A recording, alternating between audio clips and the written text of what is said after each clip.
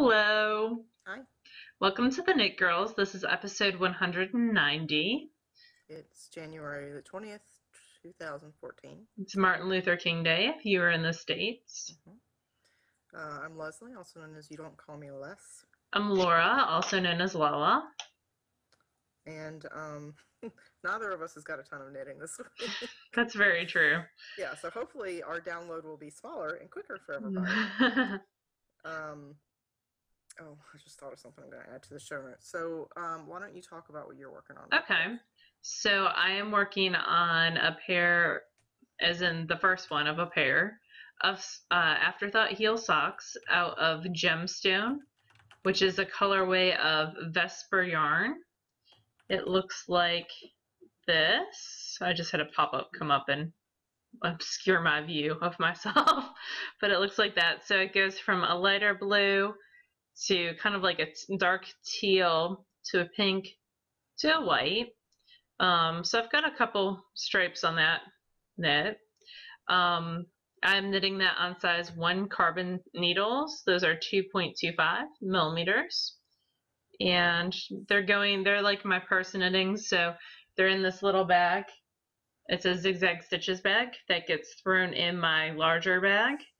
And when I have a few moments, if I'm in a staff meeting or waiting in the drive-through line at Starbucks or out and about, then or waiting on my mother to clean paintbrushes, then they get some work done on them. So just a little bit of progress on those. I'm going to get to the end of the row before I set them down. And then the other thing that I have on the needles is the 50 row Shawlette by Susan B. Anderson. I'm knitting it, quasi-knitting it, so I got a couple more rows done. Not a whole lot, so like 18 more stitches. I'm knitting it out of some hand spun on size 10 needles. Those are signatures. And it is going fine. It actually stayed in here. It didn't go anywhere. The yarn looks like that, so it's hand spun. And it's a really fun pattern. What little I've knit on it has been really nice. It's 50 total rows, and I'm like 5 rows in. So I'm 1/10 of the way through. You had a lot going on this week. So I've been working in the house a ton this week. But I have no clue what this hand spun was. I'm thinking it was part of the Spunky Eclectic Club.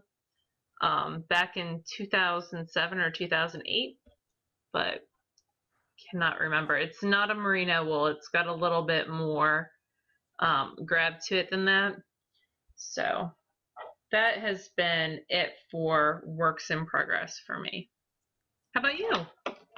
That was like the shortest Laura works in progress segment There's been shorter ones. in the history of the That's not true at all. There's been shorter ones. There's been weeks that I've only had one project.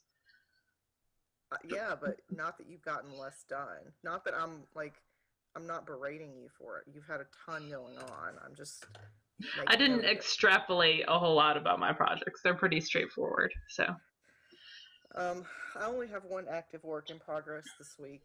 I unearthed my tulips and vegetables. Yay! I found it when I was packing for Vogue Knitting Live. And I was working on the Frankenfingers pattern, which is by Elizabeth Green Musselman, and then I sort of realized I don't really wear fingerless gloves a lot. Oh, I do all the time. I just don't. I don't know. I just don't. So I decided, and I wanted this to be something I used because it was dyed by, I guess I could tell you that. So this is Tulips and Vegetables, and it is a 5-color self-striping dyed by Sadie. Blue Ruin. Her yarn company is called Knitter's Nightmare. And I ripped back to where I had started increasing for the thumb and just started doing a sock. You didn't want a thumb gusset in your sock? I didn't, no. Oh. I mean, I've done weird things like forget a heel turn, but I was pretty sure that a thumb gusset would mess it up. So wow, you got pretty far. Yeah, I turned the heel. I love how ribbing changes things. I know. That's so fun. Was it a 2x2 rib? It is a 2x2 rib, yeah. And there were Fun. 64 stitches. And then once I got done with the ribbing, I increased evenly across the row to make it where I had 72 stitches. And this is a Fish Lips Kiss heel. and now I've just started decreasing for the toe. And that's the first one. This is the first, yes. How fun! And So, your red repeats. It's like red, purple, red, purple. Because of the heel. Yeah. So it does have a little bit of an orange stripe right there, but I don't care. So like I said, I just started these on Sunday morning of Vogue Knitting Live. I had finished my other socks, so I only took socks, and of course as soon as I got there I didn't want to knit socks. I wanted to knit something else, but and I'm knitting these on US size. I'm pretty sure this is a 1.5, so a size 2.5 millimeter. They're not marked, and I don't have a gauge right here, so, but I'm pretty sure they feel thicker than a 2.25. So that's it. That's all that I'm working on right now. I do have the other Twisted Limon socks, which I'll work on after this. And I actually haven't cast on anything yet this year. And I'm thinking I'm going to try to spend the rest of January finishing things off. So that's pretty cool. Just as a personal goal to see if I can make it the rest of January without casting anything on. I've got these socks. I've got the cranberry Twisted Limon ones, and then I can work on my Vivid Blanket squares because that's a work in progress too. Yeah. So pretty cool. That's it. I feel like you have a cardigan in progress, or do you not? No, you finished. Okay. I do have the Caulfield cardigan. Yeah. So you could work on that if you wanted. We'll see. You could have it ready to wear to the Knitting Pipeline retreat. That'd be pretty cool. You have the Ajante on the needles too. I do, but I don't really feel like working on that. But yes, I'm going to the Knitting Pipeline retreat in March. And I am going to be coming down with Joanna Spring and Amy Beth and Malia and Libby as well. So that's gonna be a super fun car trip. It will be a fun car trip, yeah. So if you're going to the Knitting Pipeline retreat, I will see you there. So that's awesome. That'll be fun. Yay! So, FOs, I have one, so let me go. Okay. Less editing for me. I finished my Simply Sock Yarn socks. Yeah.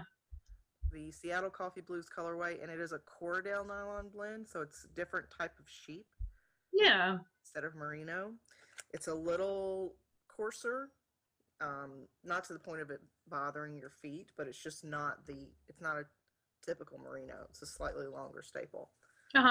So, and this is them.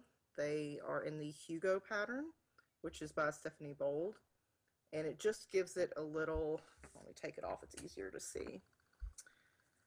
It does a little bit of shaping on the front to make it more snug. So you have decreases on the center line and then increases on the outer edge. It just makes it a little snugger. So that's pretty cool. They're finished. They fit. I wore them while I slept Saturday night and then took them off so that I wouldn't get them dirty. And they need a bath, but they are finished. They are for me. It is all about me this year with socks. Yay, that's good though. Restock your sock drawer. Yes, restock your socks.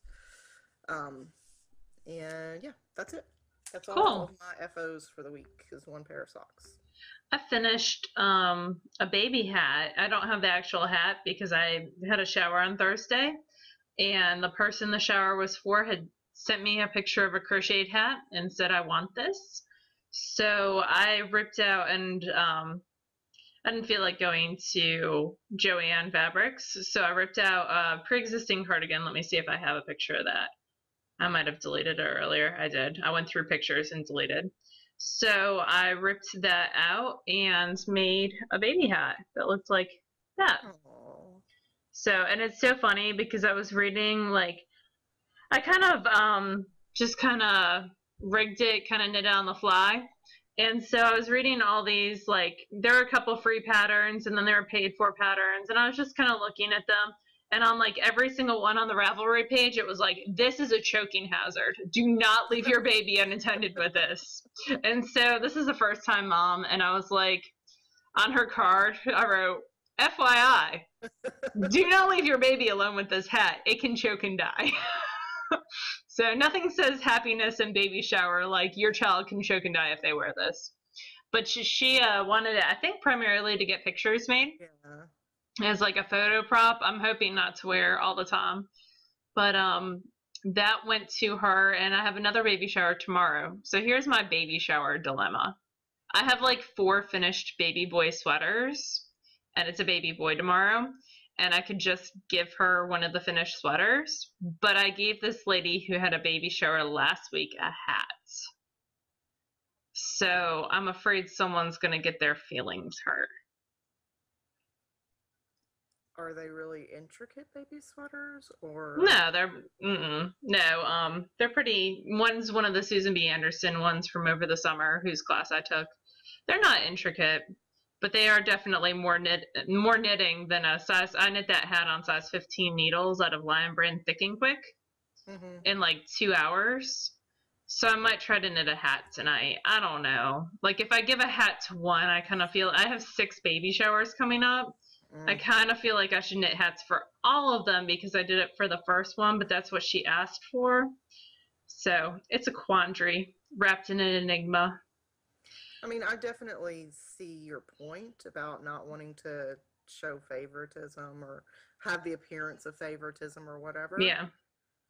I would probably try to bust out a hat, but if you don't, I would just give her a sweater. I mean, I'm leaning towards just giving her a sweater because the scrape on my knuckles, I was klutzy this weekend, y'all, and fell with a box earlier today because I'm always klutzy. But like my scrape on my knuckles is like, Or you could just go by Target and buy a box of diapers. I mean, yeah, but then if I do that, if I hand it for one, then the rest of them expect hand knits. It's such a dilemma. So I think I'm just going to give a sweater. I think that's what I'm going to do. Or convince Mama Linneman that she should knit the hat tonight. I'm not, because she's a slow knitter. But if she was a fast knitter, I'd totally be on top of that. Yeah, I would knit you one tonight if it would do you any good. Yeah, I know. There's always the option of saying that I have something after school and giving it to her in a couple days. So yeah, that's an option as well. Although I like going to the showers because hello cake. And really that's all it's about. Anyway, so I'm going to try to bust something out that you will not also see in person probably next week. You can show a picture, that's good. I can. So that's my finished object. Spinning, I have spun every day. So I've spun it every day in January, which makes me super happy. And this week it was more like 5 minutes a day. So I am still working on, I have 2 of the Into the World timey-wimey wobbly whatever. Wobbly timey-wimey. Yes. Superwash merino, and I'm still working on the 3rd. I'm getting towards the end of that. I feel like my bobbins are super uneven, so we'll see how that works out. But it'll work out fine. I can pull stuff off and make it work. It is going to be a true 3-ply, hopefully with the end result being some socks. I ordered some more Acreworks bobbins. So I have 2 more on their way to me because I am enjoying spinning on them when I don't fill them too full and they bust.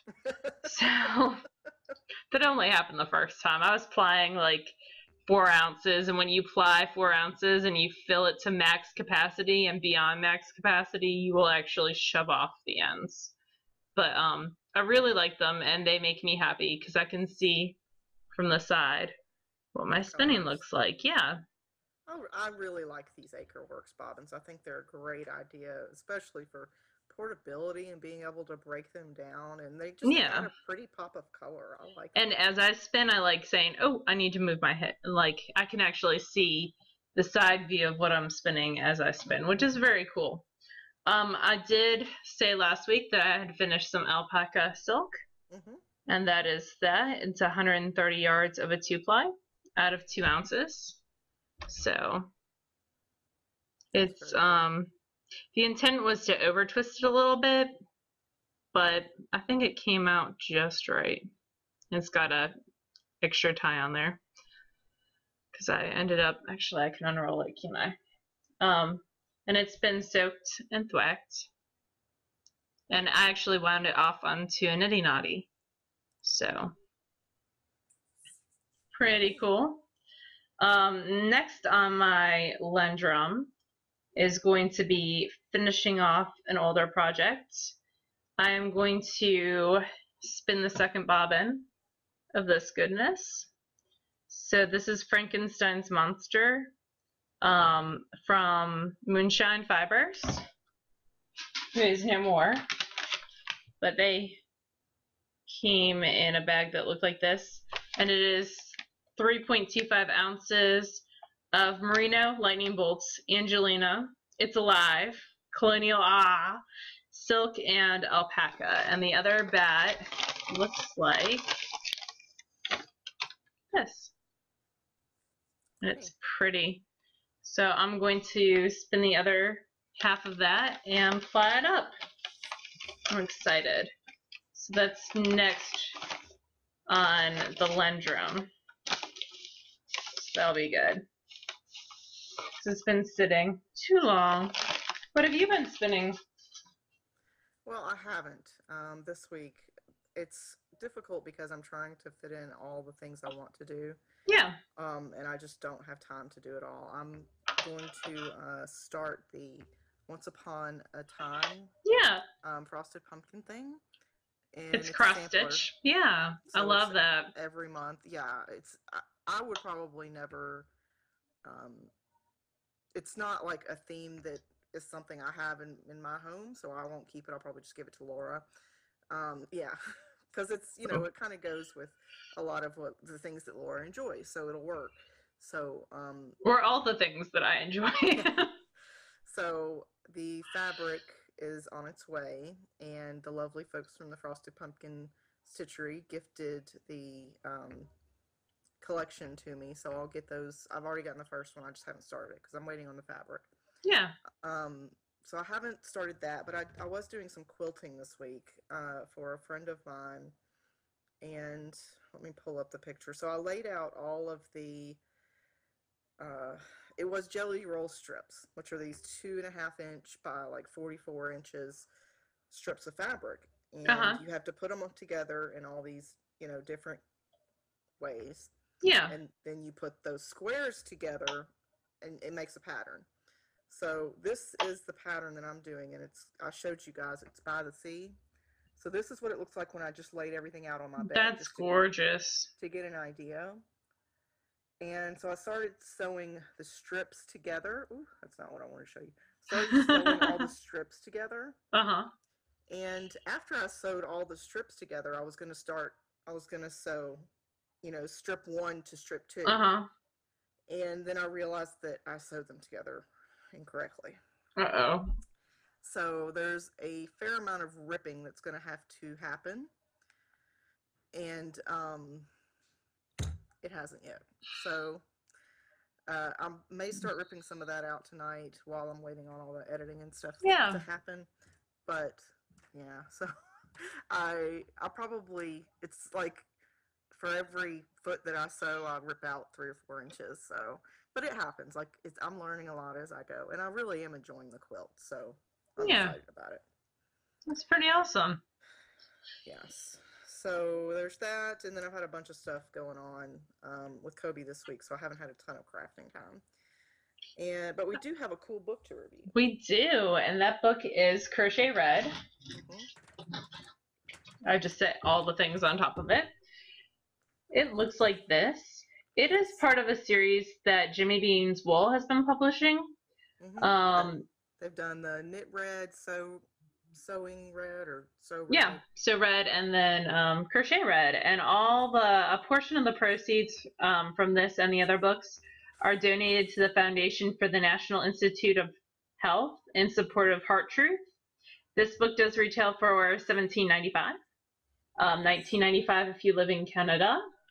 And Laura Zander is the actual author, although it's a collective, so the patterns are It gives you done. a nice visual index. Yeah. And of course, all the patterns are knit in red for women's heart Yeah. health, but substitutions are easily made. The foreword is by Vanna White and Deborah Norville. Yep. There's a lot of stuff in here that I like because it doesn't look like, I hate to say crochet. this, yeah, it doesn't look, there's not a whole lot of like granny squares or stuff like that. There's Tunisian chevron scarf, which is really pretty. It's out of Munch Yarn's Touch Me, which is like a chenille that's really, really soft and nice. But one of the things I really like is the stories of the authors, the designers. There's a story that goes with each of the patterns, which is pretty cool.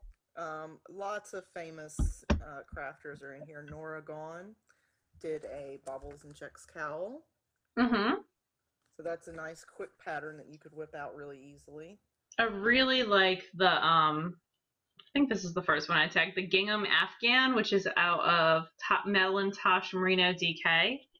It's really, really pretty. I love that. And that's by Tanis Gaelic.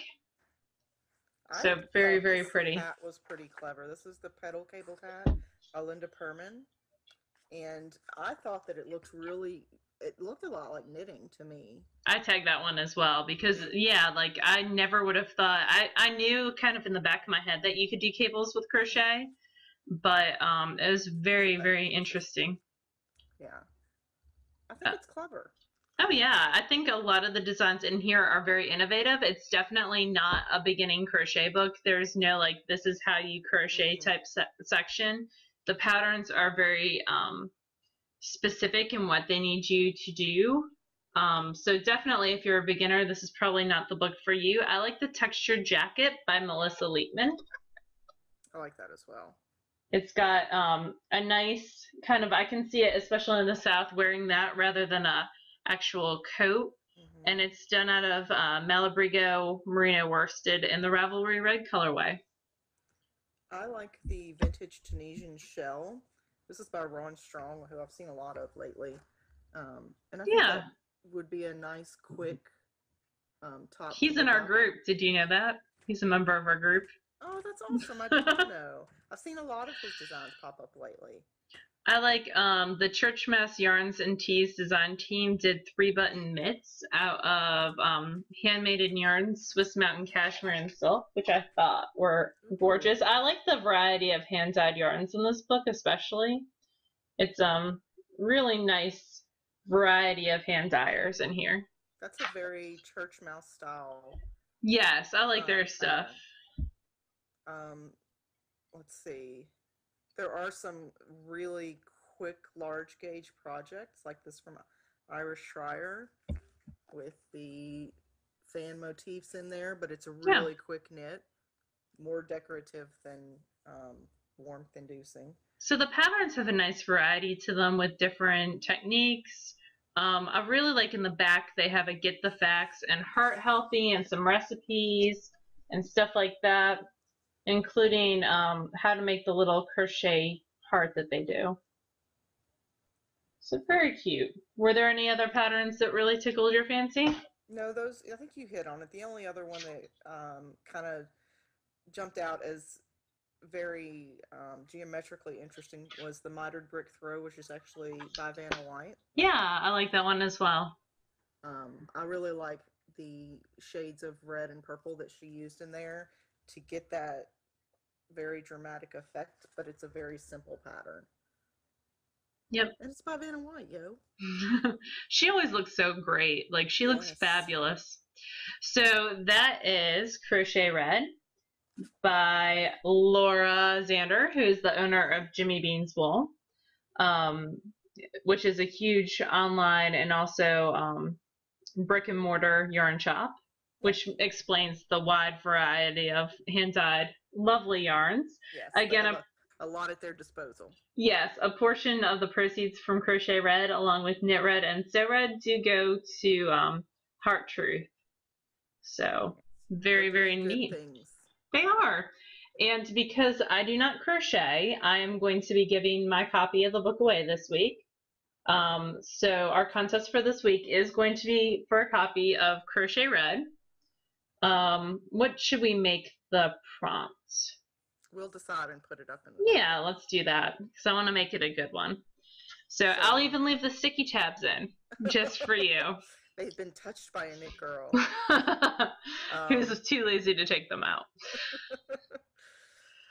So, yeah, we want to thank Jimmy Bean's Wool, and we'll always continue to support causes like this for women's health. I actually saw them at Jimmy Bean's Wool. Oh, fun. They had a little booth out there with some things, so that was cool. At the TheKnit Live? Yeah, very neat. So do you want to, yeah, why don't you segue into, well, okay, we have a question. We do. So this question is from Cyan Comet.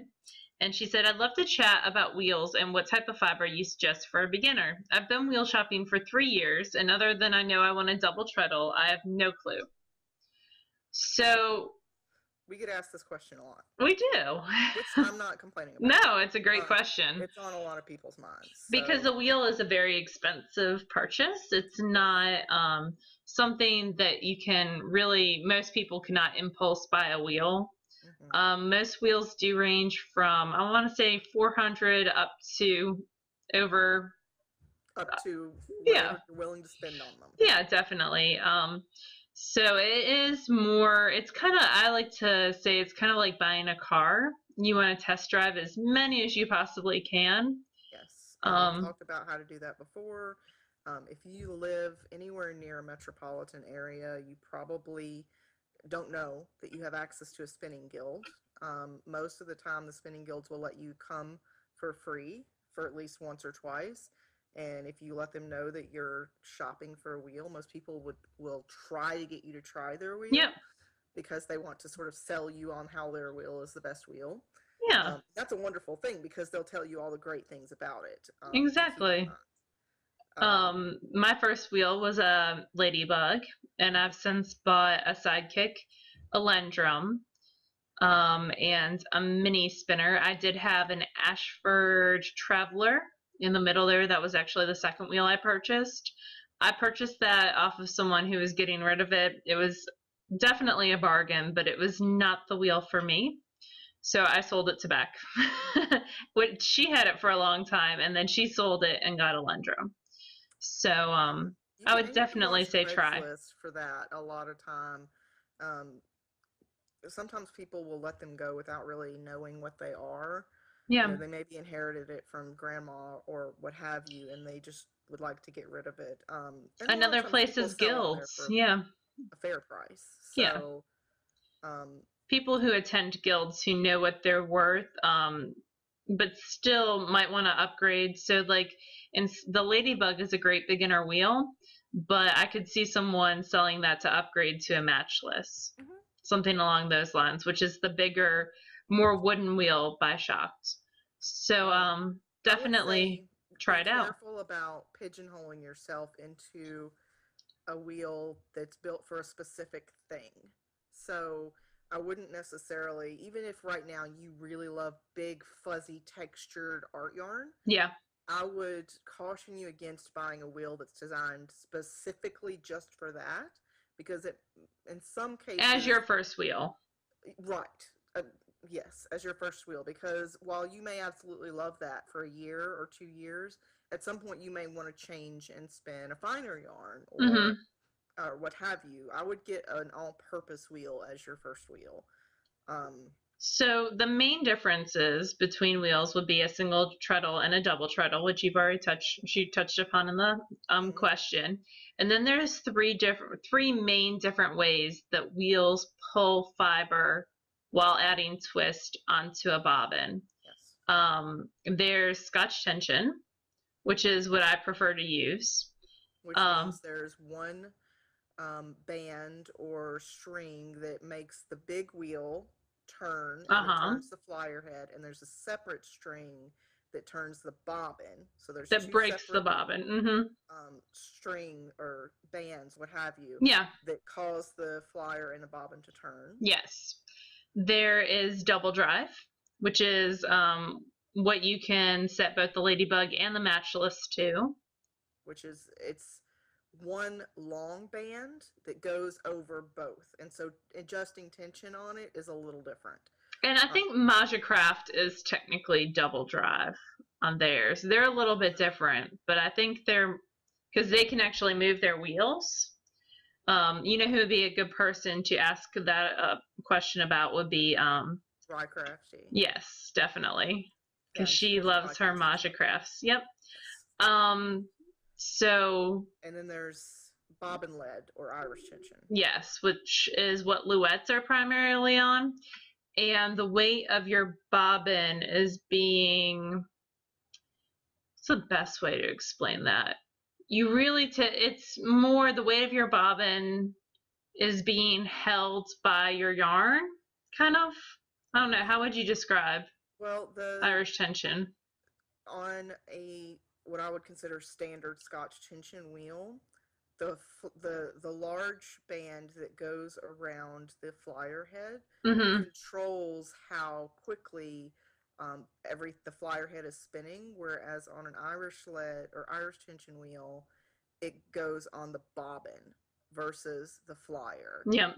So the adjusting tension on it is different, and as your bobbin fills, you're going to have to adjust tension on it as you fill the bobbin. And while you can do things like add pipe insulation to get a finer, to spin finer on it, it's more of a DK. Well, you can do fingering on it, but it would be hard to do lace weight 2-ply or 3-ply on it. Yeah, and actually, Amy Beth of the Fat Squirrel might be a great resource to expand on that. So I'm going to put that out there in the universe, Amy Beth. You should talk about this on your show, because you are the person that pops to mind when I think of someone who has experience with both. Yeah, she's got a ladybug and a Luette. And so she was having trouble getting a really fine yarn on the Luette, whereas she doesn't have that issue on a ladybug. So I would like for Amy Beth to please discuss that on her show, because she's like a math whiz and she's very intelligent. I think she would describe it better. And there are tricks that you can do to any wheel to help like spin finer. Like you can cross lace, you can add pipe insulation. There's a lot of things that you can do.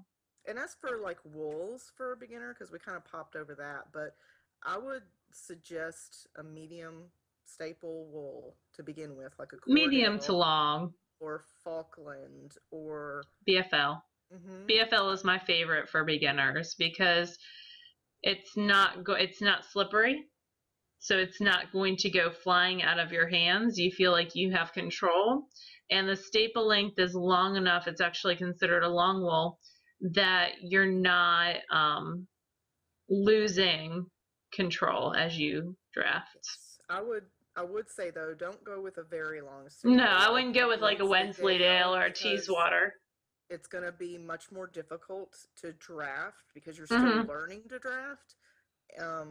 And I wouldn't use crap wool to start with. If it's like matted or felted, just throw it away. Don't, or chrome it first or something.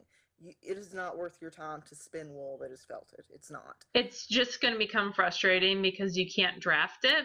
So, and that's an important part of the spinning process. I also want to say, when you're first learning to spin, if you're struggling, look at your hands and see where they're located in compared to the staples. So when I pull this apart, like this is a staple length on this, okay? If I'm drafting and I'm drafting like this, nothing's going to happen because I'm still in the same staple. So as you're a beginner and you're trying to draft, and if you're struggling with that, make sure that you keep your hands far enough spaced that there's room for the fibers to move over each other and be drafted out. And that's becoming a bit of a spinning infomercial, but I also would say one of the things I struggled with the most as I began spinning was tension, because one tiny adjustment can make a world of difference when it comes to, at least for Scotch tension. And so I was getting yarn that was uneven or too thick, and so I kept trying to adjust the tension, and I would adjust it way too much in one turn.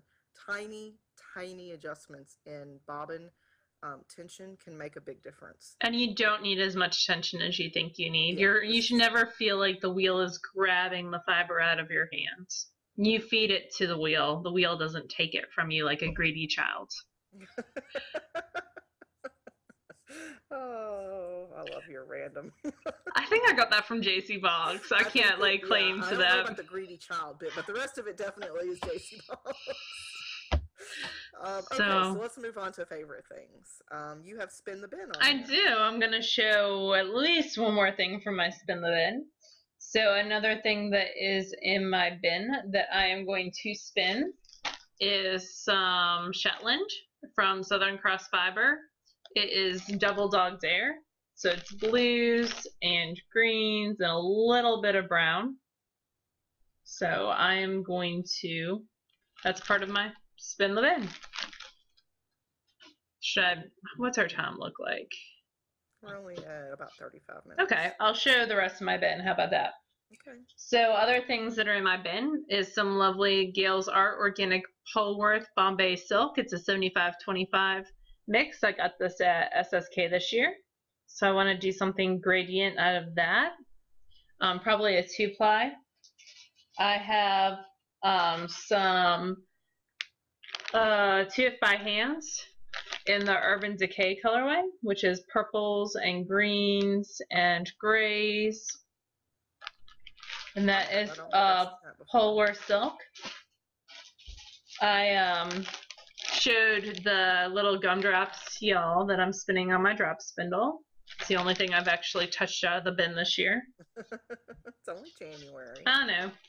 I have some other Southern Cross in the Rocky Coast colorway. It's greens and a lighter bluish gray and a brown and a white, and that is a 70% Polworth, 20% silk, 10% cashmere blend. It's 3 ounces. I have some storied yarns, and I've had this since the year that we went to Murfreesboro, which is the first time I met her, in the Serious Black colorway, and it is BFL and Firestar, so there's a little bit of sparkle to it. It's really, really nice, and that's 4 ounces. And hopefully it hasn't been smushed too much.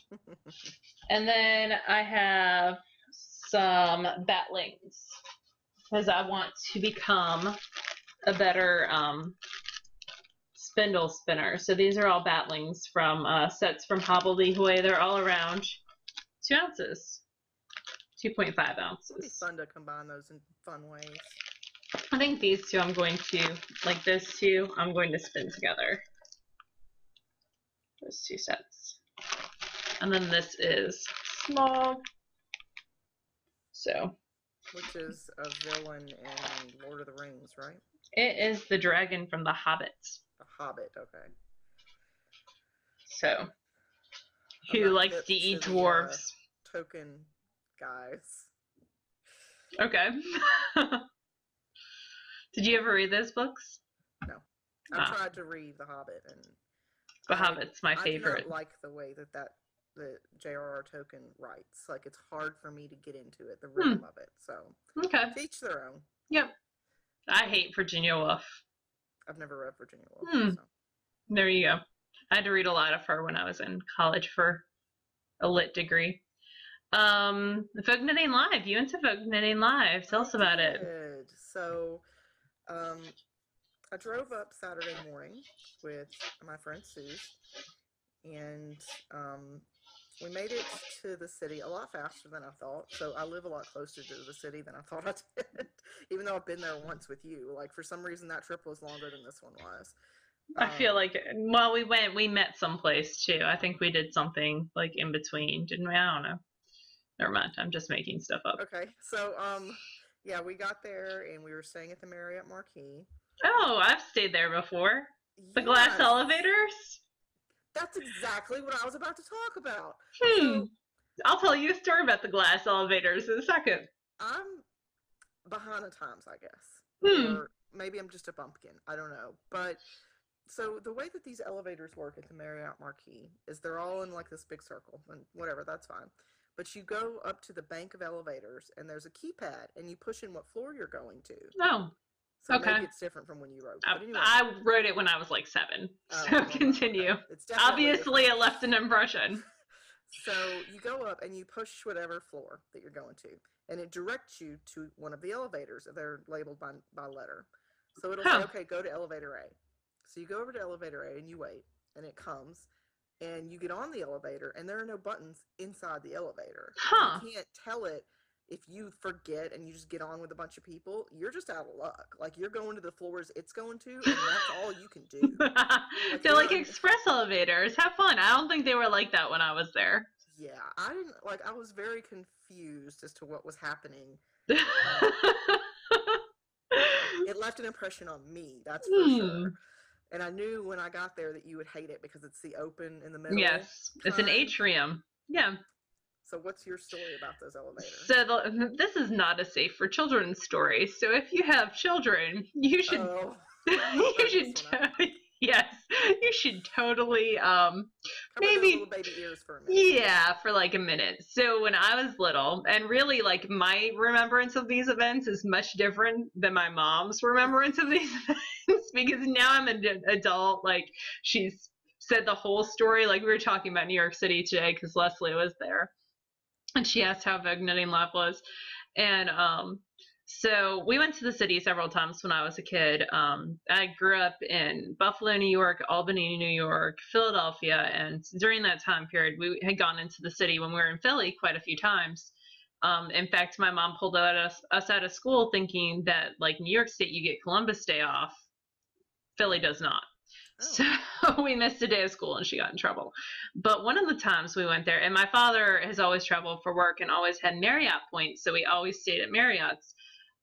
Those elevators are glass, and there were some people having sex in the elevators.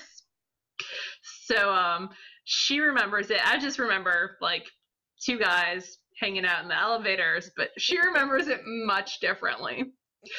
So that is the awesome Marriott story from my childhood. You have to go in there with the intent, right? Because you're not in an elevator long enough to, like... I would assume so. Let's just go there. Because that's not... Maybe they were just overcome with emotion. There you go. Okay. But I don't think the keypad thing was there at that point in time. I think you could ride up and down. Oh, okay. I have tons of hotel stories because when we first moved to Philly, my father was left in charge of us, and he was watching us, and Matt escaped his attention for a second in Philly and pulled the fire alarm, and they had to evacuate the hotel. You guys are bad kids, man. I don't know. Anytime you have a shiny red lover and you have a 5 or 6 year old, I feel like the temptation is there. Yeah. But so anyway. We got there, we dumped our stuff, we met Melissa, and then we went to the market. So I guess real estate is at a premium in New York City. Mm-hmm. So definitely. Instead of the elevator being very spread out, it was very stacked. So the market was separated on 2 floors. Oh, that's interesting. We went the 5th and 6th floor where the markets were, and so we browsed. Were they in ballroom type setups? I guess. I don't know. They really like the expandable rooms where you can close a wall. And so we browsed around. There was nothing that just screamed at me. There was one farm I really wanted to support and purchase from. So I did. I didn't until Sunday, but I did get from a farm that's local in Maryland, and it's called Feederbrook Farm. Mm-hmm. I think they go to Maryland Sheep and Wool. They do, and they go to Rhinebeck. Okay. So this is some BFL. It's nothing fancy. It's just 4 ounces of BFL. It's pretty. And I got for Laura, I got some locally milled, raised, and organically purple BFL, and it's 260 yards. Purple. Laura's purple. And I just really love. It's pretty. It's a 2-ply. It looks like. Spun, you know. Mm-hmm. Yeah, it is a 2-ply, and I just really love it, and it's very squishable. What weight is it? It doesn't say. I would guess it's a worsted.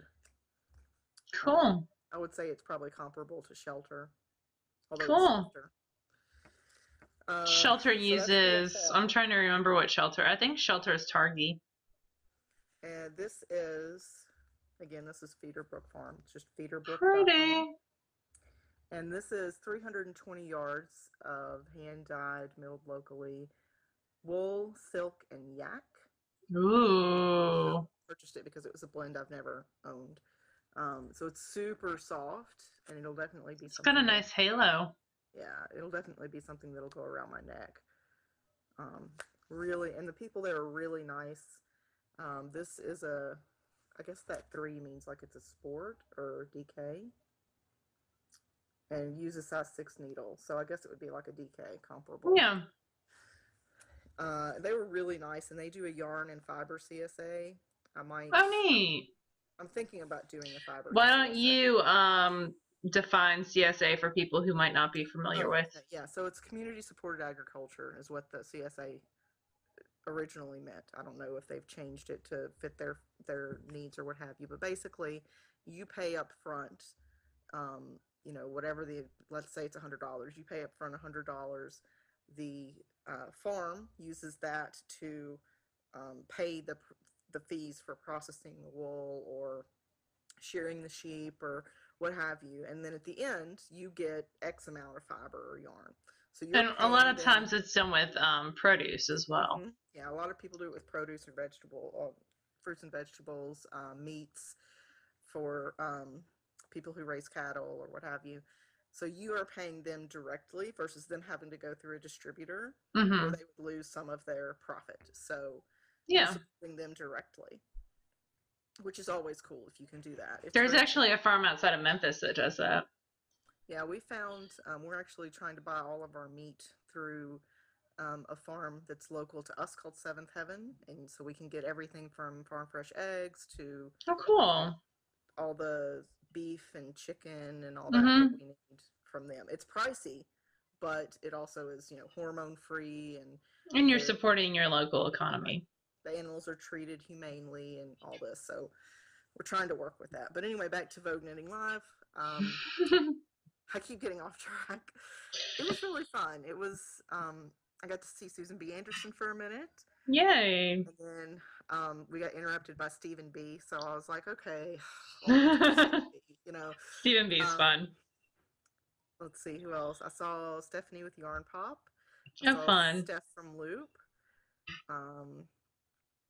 Let's see. There were a bunch of folks there. The only stuff that I personally purchased was from Feederbrook Farm and from the Lolo Bar booth. Ooh, I love Lolo bars. Yeah, I got a couple of her big bars. My kids have been stealing my Lavishés and Lolos at work. They know the drawer that I keep them in, and they've learned how to use them. They had to be trained on how to use them, and so they keep stealing them. Stealing them to use them and then put them back. I've gone through like 3 bars this winter. It's dry here. Yeah, it's getting there here too. But we did go out in the city. It was my first time in Times Square. On a holiday weekend. Yeah, no desire to repeat that again. They were filming something football related in Times Square. Ooh. I guess the Super Bowl is going to be there, and it was like the last playoff game or something. Yeah. So they were doing something in time. I think they actually do one of the pregame shows there. I think CBS or NBC does their pregame there. I don't know. Yeah. I know there was or Madison Square Garden does, yeah. And if you haven't been to Times Square, a lot of random people dress up like cartoon characters or movie characters. Like there was from Toy Story, there was Buzz and Woody. There was Elmo. You know. Yeah, they have to have a license specific for that. Did you know that? I didn't, but I did notice that at least one of them would just grab random kids that were passing by and giving them hugs. And yeah, like, that's why they have to have special licenses, I think. Kid, I'll punch you in the face if you touch me. But I don't know. I will never live in New York City. More power to you if you can, but it's just there's too much going on for me. But we did see Wicked, and that was awesome. The show on Broadway.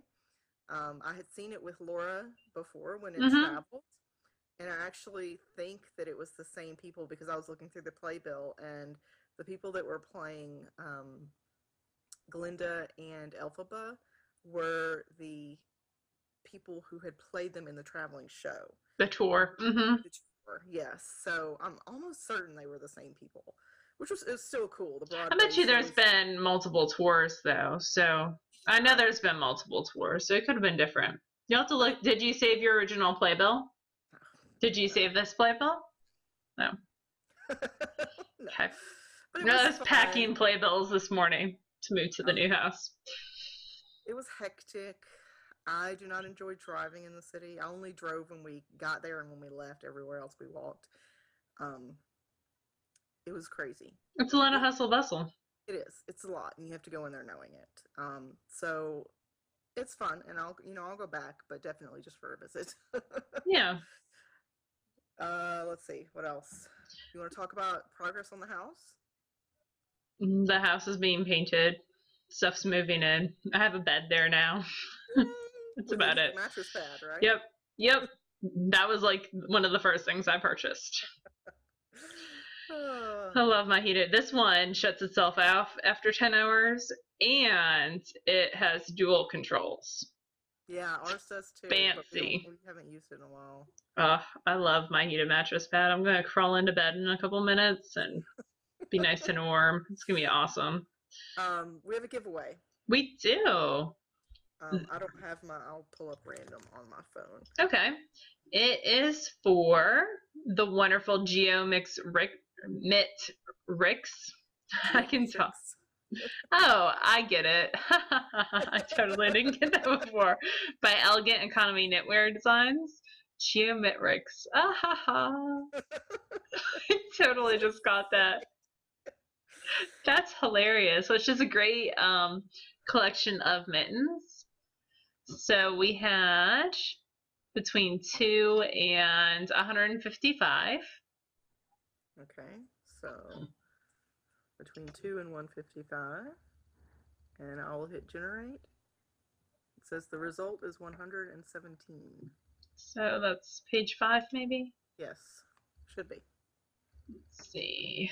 117 is Winter of Eternity, who loves the damask mittens. They are beautiful. So Winter of Eternity, if you will contact me, Lala, on Ravelry, I will put you in contact with the lovely Elegant Economy Designs. So we will get you your copy. Very cool. Yay! Ooh, I love her Samwise sweater. Every time I flip to her page, I'm like, that's Elegant Economy Designs, or knits. So, anyway, we do have a new contest, like we said earlier. It's going to be for Crochet Red. Other things that's going on, the Ravelinics are coming up, and I have my yarn all ready to go as per directions for Team Sasquatch, because we are part of Team Sasquatch. It's not ready to go. It needs to be wound, so I need to do that. I am using Wayfarer. Which is a Made in America yarn. Yep, and I have 2 of these, and I am going to do a pattern from Knitty, which is beaded, and now I can't remember the name. Let me think for a second. What was it called? I don't know. I'll look it up later. Is it a shawl? It's a shawl. It's a beaded. It's it's the same. It's a like half circular shawl. I'm trying to remember her name. I'll think of it later. Like the second I don't have stuff pulled up on my computer, I will think of it. Let me see if I can just do beads on Ravelry for design elements and see if it pops up. So while Laura's looking for that, yeah, I haven't decided yet what I'm doing for Ravelinics. The basic rules are just do something that challenges you, and this is all based on Stephanie Pearl McPhee's original Knitting Olympics. And it's just do something that challenges you, but not to the point where you're not going to get any sleep or you won't have the time to spend with your kids or whatever. Just a personal challenge to you for the time that you're allowed.